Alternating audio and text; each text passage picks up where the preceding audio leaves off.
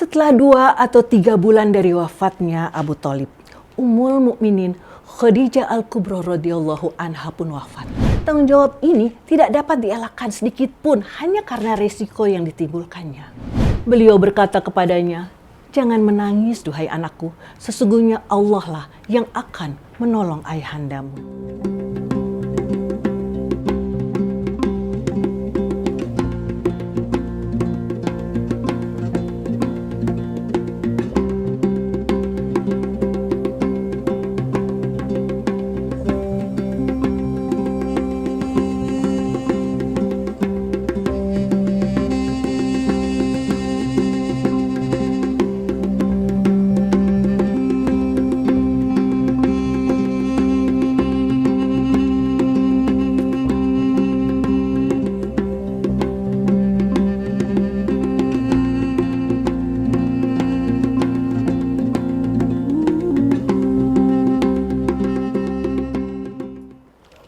Assalamualaikum warahmatullahi wabarakatuh.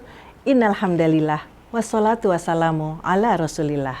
Selamat berjumpa kembali dalam kajian kami Ibroh, isi baca bareng buku sirah, bersama mendalami sirah untuk hidup yang penuh rahmat Allah. Apa kabar pencinta sirah? Takkan bosan kami mengajak, yuk belajar sirah, bukan hanya sebagai kisah, tapi juga sebagai ibroh. Pada episode kali ini kita akan melanjutkan kisah perjalanan hidup Nabi Muhammad SAW setelah masa pemboikotan selama 3 tahun berlalu. Setelah keluar dari pemboikotan tersebut, sang paman yang begitu setia menjadi penjaga dan pelindung Rasulullah pun jatuh sakit.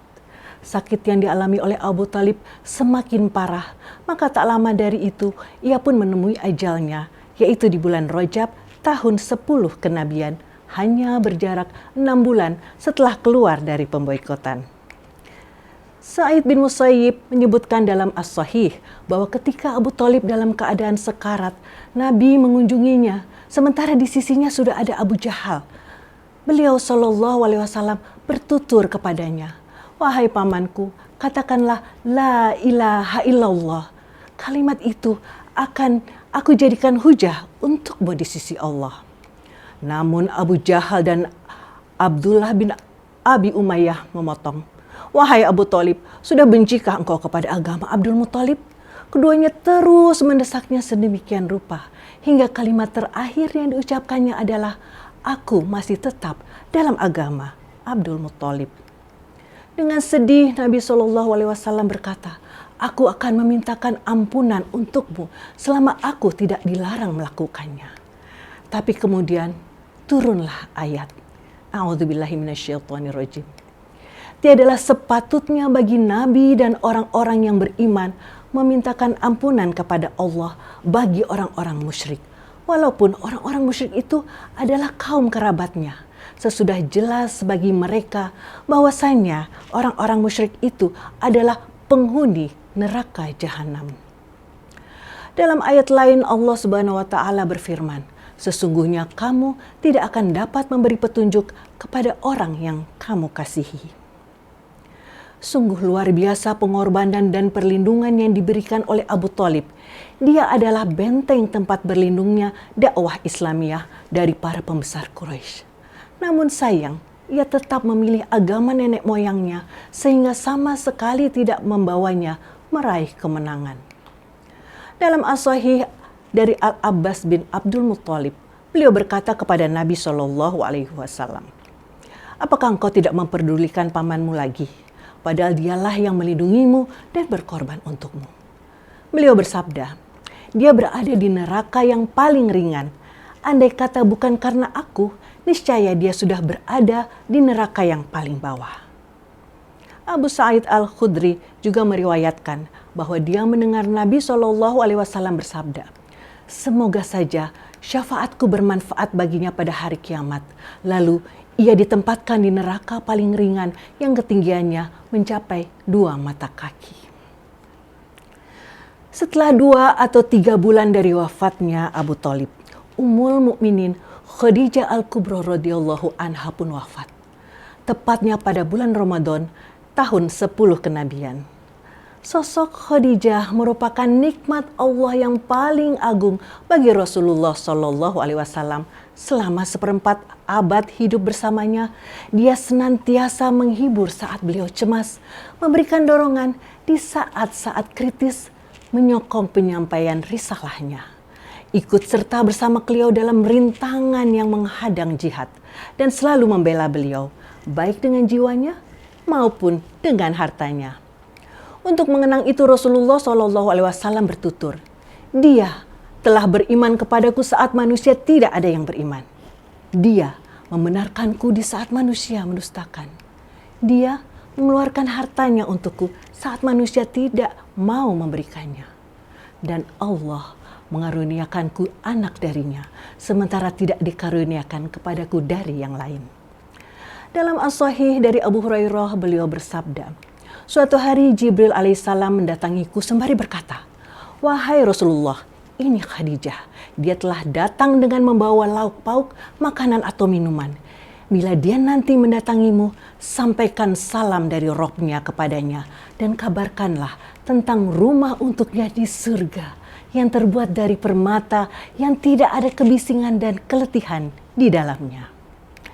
Dua peristiwa sedih tersebut berlangsung dalam waktu yang relatif berdekatan, sehingga perasaan sedih dan pilu menyayat hati Rasulullah Shallallahu Alaihi Wasallam. Kemudian cobaan demi cobaan terus datang secara beruntun pula dari kaumnya. Sepeninggal Abu Thalib, tampaknya mereka semakin berani terhadap beliau. Mereka dengan terang-terangan menyiksa dan menyakiti beliau. Lengkap sudah kesedihan yang dialaminya hingga membuat beliau hampir putus asa untuk mendakwahi mereka.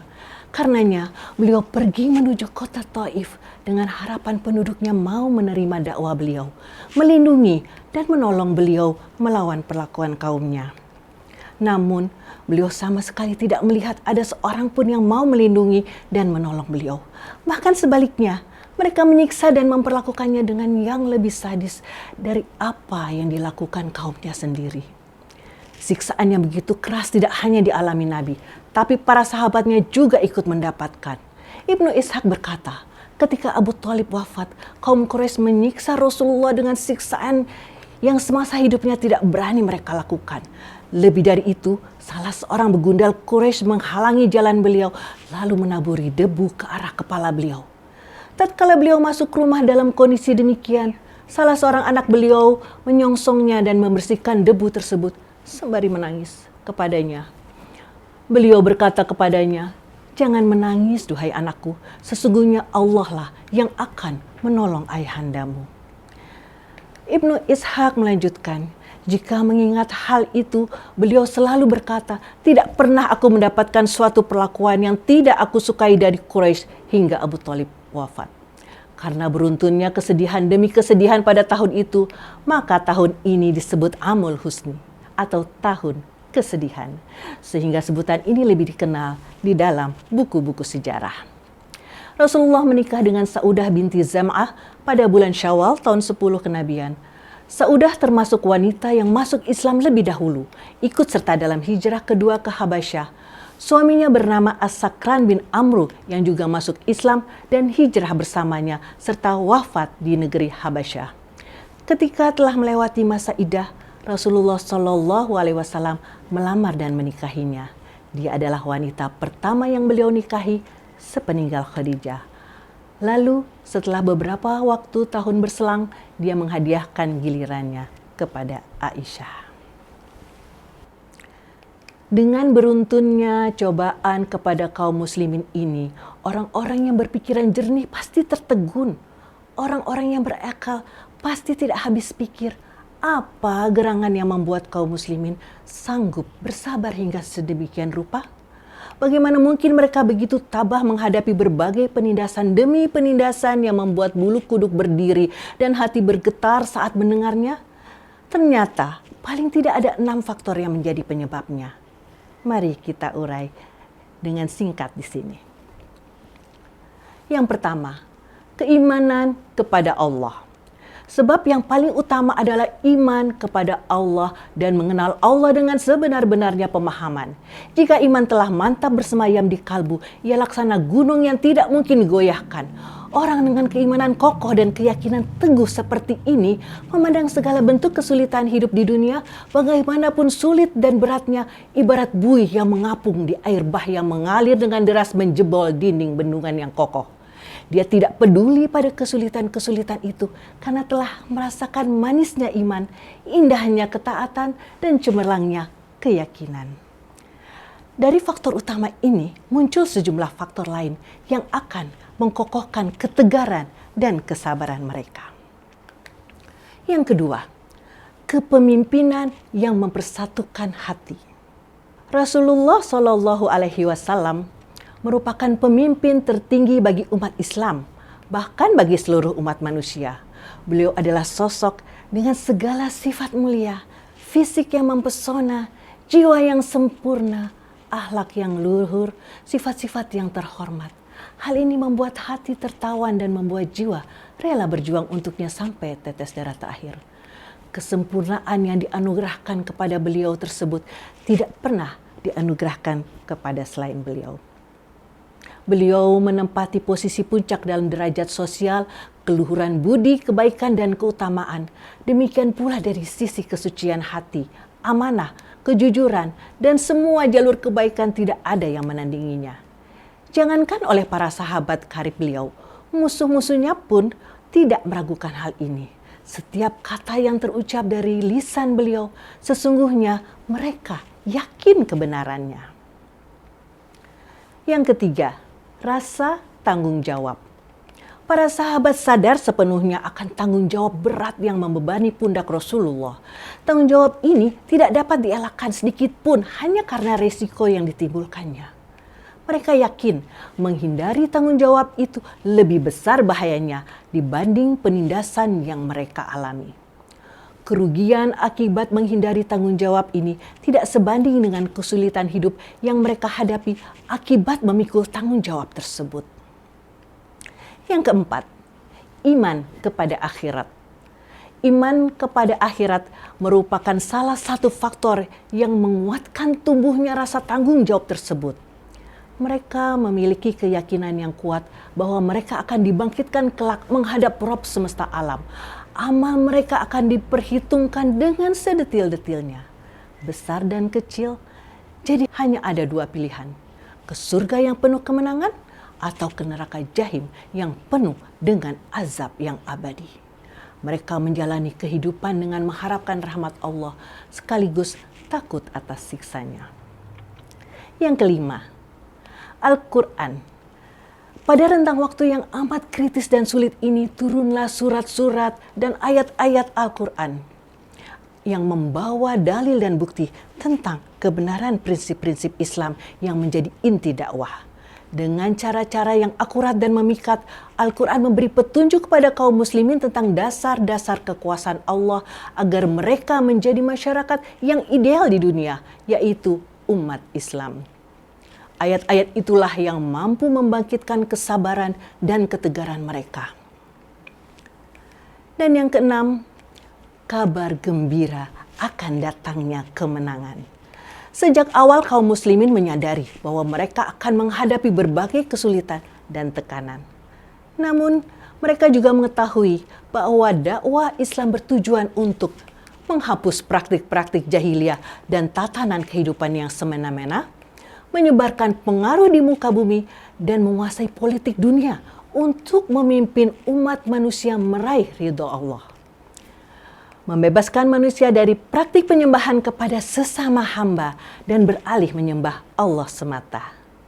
Al-Quran menyampaikan kabar gembira ini terkadang menggunakan bahasa yang jelas, terkadang dengan kiasan.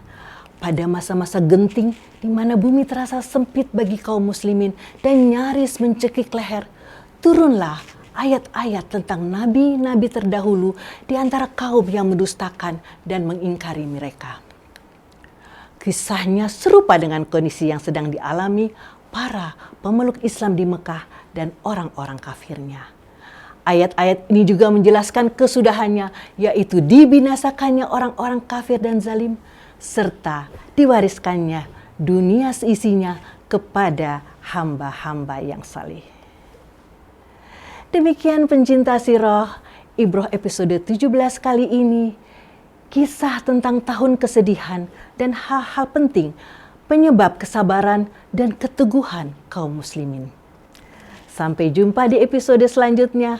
Mari terus bersama belajar sirah sebagai bukti cinta kita kepada Rasulullah Sallallahu Alaihi Wasallam. Wassalamualaikum warahmatullahi wabarakatuh.